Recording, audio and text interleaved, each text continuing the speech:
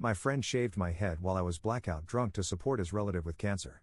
Now his family is begging me not to press charges because he was off his meds. Posted by you/Don't Call Me Baldy. For context, a relative of what used to be a close friend of mine, whom we'll call Gary for this story, contracted cancer. I, 26M, was sympathetic and even contributed $100 to a donation pool for their treatment. But one day, Gary came to me, took off his hat, and revealed a freshly shaven head. He told me that everyone in his family was doing it in support of his relative, as were many of our mutual friends. Then he asked me to join in. I told him I didn't want to shave my head because I like my hair. My hair is black, regularly combed, and well styled. He said I could just get a wig or something, and had actually brought his shaver kit. He was unboxing it when I told him this was not happening. I don't even really know his relative, so I'm not doing it. End of discussion. He called me some choice words and left angrily. We didn't speak for a week. Then, last Saturday, I got invited to a party at another close friend's house. There, I found out that Gary had tried the same thing on several other friends, and only a couple of them actually shaved their heads. Gary wasn't at the party, so I had a blast hanging out, playing video games, and listening to rock music. But I had way too much to drink and couldn't drive home. They said I could just sleep upstairs. I passed out on a bed, and it was a blissful sleep until I was shaken awake by another friend, who told me Gary had shown up late and that they caught him shaving my head while I was passed out. I saw what I looked like in the mirror and wanted to scream like I was in a horror movie. Gary even shaved off one of my eyebrows.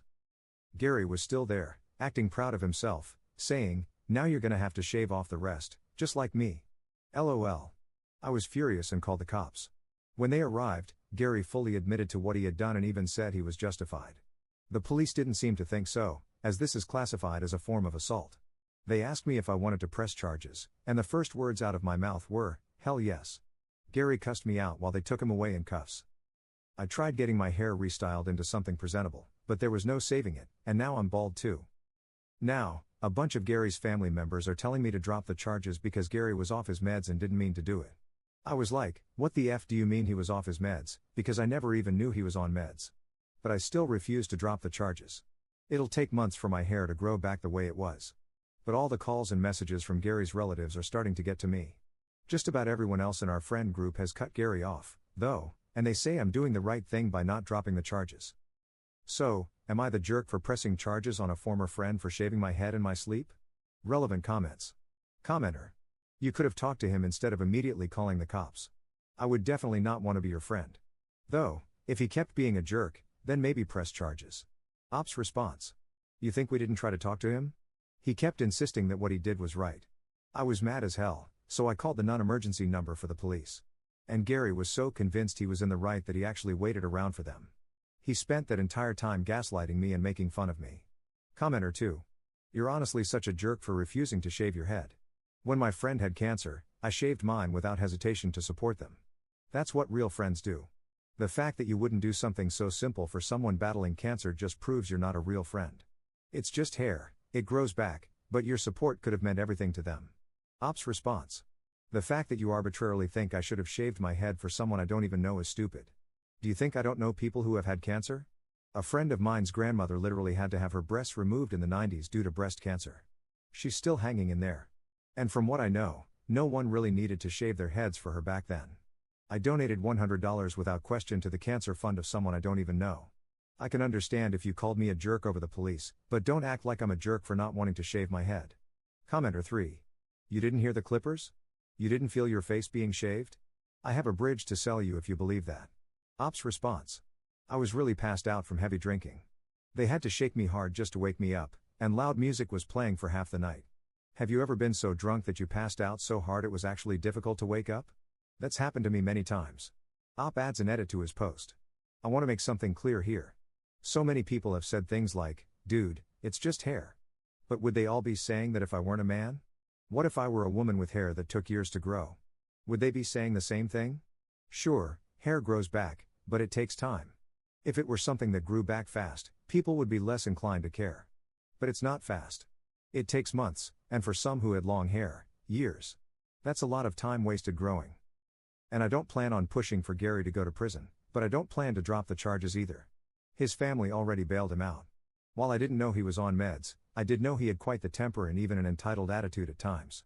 One example was a lunch where he wanted us all to combine the check and split it evenly. He got the most expensive thing on the menu. I got a cheeseburger. When we all said no, Gary went off on us for not being good friends. He's always been a jerk when he doesn't get his way, and I've only known him for about 3 years. This incident was the last straw not just for me but for a lot of our mutual friends. As for the charges, I don't want to send Gary to prison, but I would like him to get some therapy and community service. With the way Gary has acted around me in the past and what he did to me, I actually wonder how long it would have been before he got more violent. I've seen and heard of him getting into fights for less. Edit 2. I've gotten many comments from people saying, "You're the jerk, he has cancer." If you actually read what I posted, Gary is not the one with cancer, a relative of his, whom I don't even know, is. And no, I don't know what kind of cancer. Gary didn't elaborate. He wanted me to shave my head for this person, and when I refused, he left in a tantrum, then shaved my head while I was passed out drunk at a party. Update 1 year later. A friend of mine showed me a video yesterday in which my old post was read. Honestly, I had nearly forgotten about it since I was only there to ask if I was the jerk or not.